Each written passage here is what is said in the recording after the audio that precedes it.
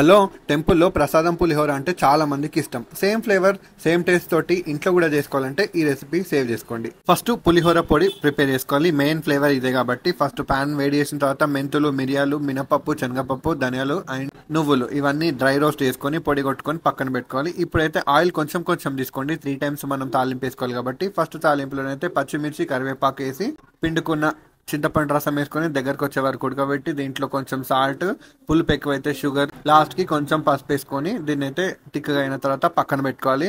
తర్వాత ఇంకో ప్యాన్ లా పల్లీలు, మినపప్పు, శనగపప్పు, ఆవాలు, జీలకర్ర, ఇంగువ, ఎండుమిర్చి, కరివేపాకు ఇవన్నీ వేసుకొని కొంచెం గోల్డెన్ కలర్ వచ్చే వరకు ఫ్రై చేసుకొని తర్వాత లాస్ట్ కి పసుపు వేసి కొంచెం నూనె వేడి చేసుకోవాలి. దీన్ని మనం వండి పెట్టుకున్న రైస్ లో కలుపుకోవాలి. దాని తర్వాత పులిహోర పొడి, దాని తర్వాత చింతపండు గుజ్జు, దాని తర్వాత తాలింపు పెట్టుకున్న పల్లీలు ఇవన్నీ ఒకదాని తర్వాత ఒకటి కలుపుకొని మిక్సీ చేసుకున్నాం అనుకో మస్తు సేమ్ టెంపుల్లో ఎట్లా టేస్ట్ ఉంటుందో అట్లనే మన ఇంట్లో కూడా రెడీ అయిపోతుంది. వీడియో నచ్చితే లైక్ చేయండి, కామెంట్ చేయండి, షేర్ చేయండి, సబ్స్క్రైబ్ చేసుకోండి. Thank you.